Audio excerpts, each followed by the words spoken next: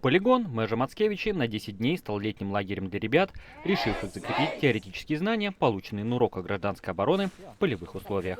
65 школьников съехались в Аugšdaugavский край со всей страны. Un tad mēs ar draudzeni sapratām, ka mēs arī varētu pamēģināt šo un tā nedaudz izaicināt sevi.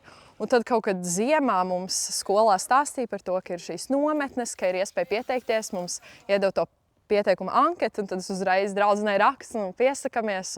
Visi ir svešinieki, var teikt, un es teiktu, ka pa kādām 2-3 dienām varbūt visi jau bija tādi sadraudzējušies un jau brīvi runāja ar viens otru. Tagad ir vispār kā klase būtu jau, ka vats ir kā būtu mūžību zināms. Es iedvesmojos kā savu nākotnes saistītu ar armiju tieši, un tad šajā nometnē tādu labu ieskatu es iegūstu tieši armijas dzīvē. Es saprotu, ne tik stingru un tādu paplašinātu, bet tik un tā ir forši uzzināt par dzīvi, jums arī kaut kādas papildus stundas, kur mums pastāst par pašu armijas dzīvi. Un lielākais mīnus, ko es teiktu, ir odu daudzums. Ориентирование, оказание первой медицинской помощи, тактика и, конечно, стрельба. Каждый этап требует теоретической подготовки, но все ждут с нетерпением практические занятия. Praktiskas lietas vienmēr patīk vairāk nekā sēdēt un klausīties, skatīties prezentācijas. Ja?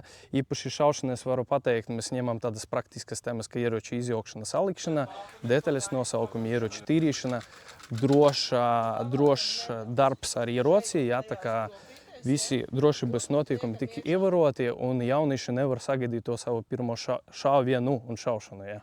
За 2 года на уроках государственной обороны ребята много освоили. Но границы класса или школьной территории накладывают свои ограничения.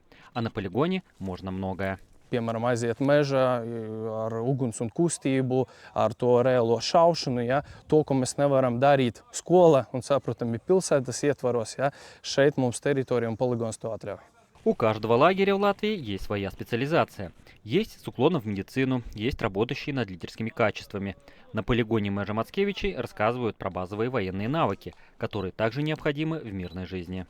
Pieņemsim, iet sēņot mežā, kā sēnes labāk atrast tur, vai orientēšanās apdzīvotā vietā. Jūs aizbraucat uz kādu svešu pilsētu, un šajā pilsētā vajag atrast kādu veikalu vai veikalā kaut ko citu, un viņš uzreiz māk orientēties.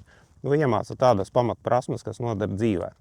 Protams, arī kā rīkoties кризис ситуациях. В этом году по всей Латвии Jauntsardze организовала 12 лагерей для школьников. Участие не является обязательным, это дело добровольное. Сергей Кузнецов, Роберт Клещинский, Латгальская редакция ЛСМ, Даугавпилс.